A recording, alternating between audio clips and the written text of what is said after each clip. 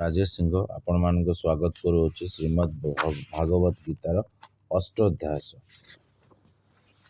ଅର୍ଜୁନ ପଚାରିଲେ, ହେ ପୁରୁଷୋତ୍ତମ, ସେହି ବ୍ରହ୍ମ କ'ଣ, ଅଧ୍ୟାତ୍ମ କ'ଣ, କର୍ମ କ'ଣ, ଅଦ୍ଭୁତ କାହାକୁ କୁହାଯାଇଛି ଏବଂ ଅଧିବଦ୍ୟ କାହାକୁ କହନ୍ତି? ଏବଂ ହେ ମଧୁସୂଦନ, ଏଠାରେ ଅଧିଯଜ୍ଞ କିଏ ଓ ସେ ଏହି ଶରୀରରେ କିପରି ଅଛନ୍ତି ତଥା ଯୁକ୍ତ ଚିତ୍ତ ପୁରୁଷମାନଙ୍କ ଦ୍ୱାରା ମରଣ କାଳରେ ଆପଣ କିପରି ଜାଣି ହୁଅନ୍ତି? ଭଗବାନ କହିଲେ, ପରମ ଅକ୍ଷର ବ୍ରହ୍ମ ଅଟେ। ନିଜ ସ୍ୱରୂପ ଅର୍ଥାତ୍ ଜୀବାତ୍ମା ଆଧ୍ୟାତ୍ମ ନାମରେ କଥିତ ହୁଏ ତଥା ପ୍ରାଣୀମାନଙ୍କର ଉତ୍ପତ୍ତି ଓ ଅଭ୍ୟୁଦୟ କରୁଥିବା ବିସର୍ଗ ଅର୍ଥାତ୍ ତ୍ୟାଗକୁ କର୍ମ କୁହାଯାଏ। ଉତ୍ପତ୍ତି ବିନାଶଶୀଳ ସମସ୍ତ ପଦାର୍ଥ ହେଉଛି ଅଧିଭୂତ। ହିରଣ୍ୟମୟ ପୁରୁଷ ହିଁ ଅଧିବଦ୍ୟ। ହେ ଦେହ ହିତାଧିକାରୀ ମଧ୍ୟ ଶ୍ରେଷ୍ଠ ଅର୍ଜୁନ, ଏହି ଶରୀରରେ ମୁଁ ବାସୁଦେବ ହିଁ ଅନ୍ତର୍ଯ୍ୟାମୀ ରୂପରେ ଅଧିଯଜ୍ଞ ଅଟେ। ଯେଉଁ ପୁରୁଷ ଅନ୍ତକାଳରେ ହେଲେ ବି ମୋତେ ହିଁ ସ୍ମରଣ କରି କରି ଦେହତ୍ୟାଗ କରନ୍ତି, ସେ ମୋର ସାକ୍ଷାତ୍ ସ୍ୱରୂପ ପ୍ରାପ୍ତ ହୁଅନ୍ତି। ଏଥିରେ ତିଳେ ମାତ୍ର ସନ୍ଦେହ ନାହିଁ।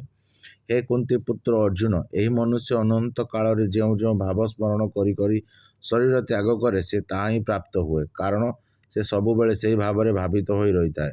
ଅତଏବ ହେ ଅର୍ଜୁନ, ତୁମେ ସବୁ ସମୟରେ ନିରନ୍ତର ମୋତେ ସ୍ମରଣ କର ଓ ଯୁଦ୍ଧ ମଧ୍ୟ କର। ଏହି ପ୍ରକାର ମୋରଠାରେ ଅର୍ପଣ କରାଯାଇଥିବା ମନ ବୁଦ୍ଧିରେ ଯୁକ୍ତ ହୋଇ ତୁମେ ନିଃସନ୍ଦେହ ମୋତେ ହିଁ ପ୍ରାପ୍ତ ହେବ।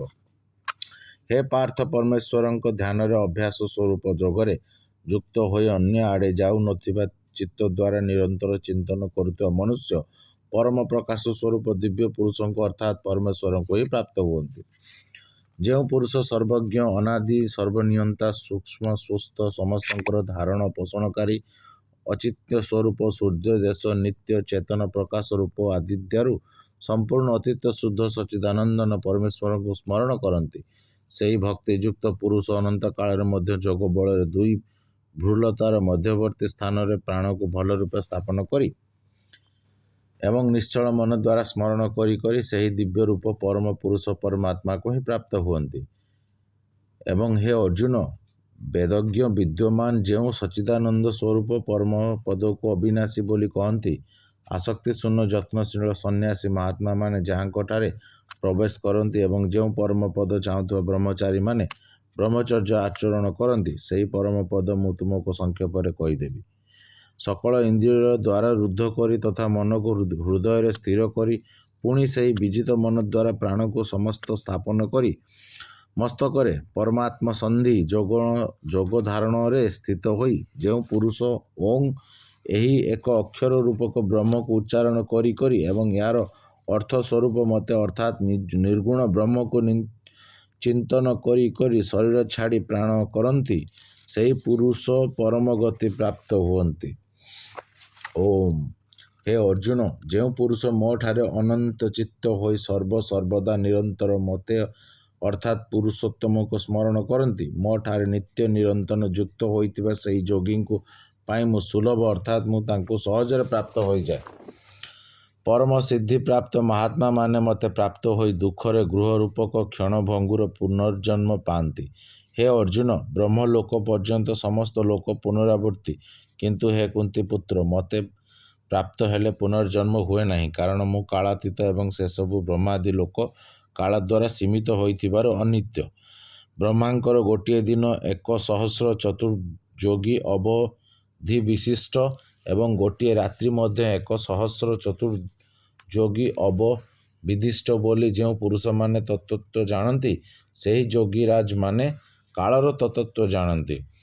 ସକଳ ଚରାଚର ଜୀବନମାନେ ବ୍ରହ୍ମାଙ୍କ ଦିନର ଆରମ୍ଭରେ ଅବ୍ୟକ୍ତର ଅର୍ଥାତ୍ ବ୍ରହ୍ମାଙ୍କ ସୂକ୍ଷ୍ମ ଶରୀରରୁ ଉତ୍ପନ୍ନ ହୁଅନ୍ତି। ଏହି ବ୍ରହ୍ମାଙ୍କ ରାତ୍ରିର ଆରମ୍ଭରେ ବ୍ରହ୍ମାଙ୍କର ଅବ୍ୟକ୍ତ ନାମକ ସେହି ସୂକ୍ଷ୍ମ ଶରୀରରେ ହିଁ ଲୀନ ହୋଇଥାଏ।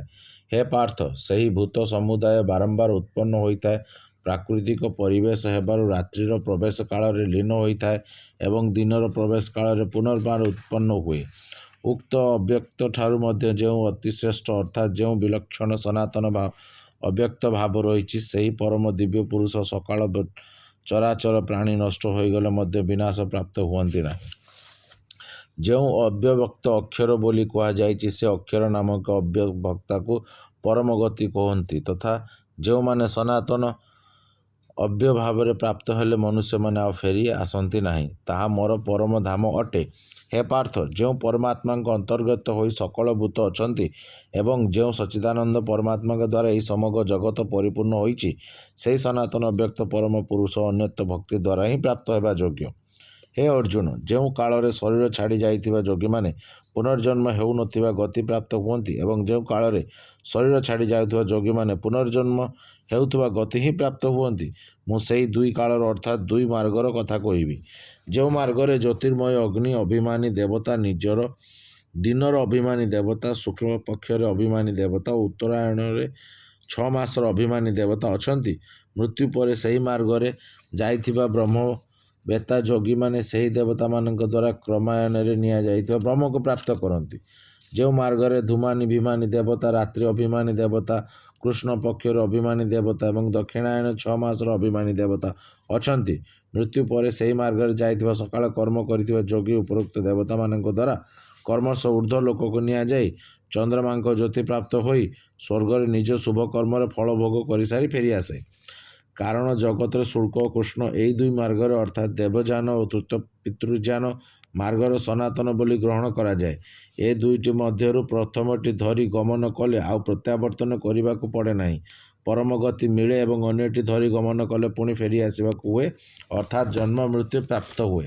ହେ ପାର୍ଥ, ଏପରି ଭାବରେ ଏହି ମାର୍ଗ ଦୁଇଟିକୁ ତତ୍ତ୍ୱ ଜାଣିଗଲେ କୌଣସି ଯୋଗୀ ଆଉ ମୋହଗ୍ରସ୍ତ ହୁଅନ୍ତି ନାହିଁ। ତେଣୁ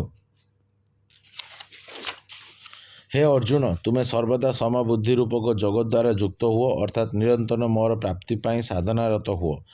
ଯୋଗୀ ପୁରୁଷ ଏହି ରହସ୍ୟ ତତ୍ତ୍ୱ ଜାଣିଯାଇ ବେଦ ପଢ଼ିବାରେ ତଥା ଯଜ୍ଞ, ତପ ଓ ଦାନାଦି କର୍ମମାନଙ୍କରେ ଯେଉଁ ପୁଣ୍ୟ ଫଳ ମିଳେ ବୋଲି କୁହାଯାଇଛି, ସେସବୁକୁ ନିଃସନ୍ଦେହ ଉଲ୍ଲଙ୍ଘନ କରି ଯାଇଥାନ୍ତି ଏବଂ ସନାତନ ପରମପଦ ପ୍ରାପ୍ତ ହୁଅନ୍ତି।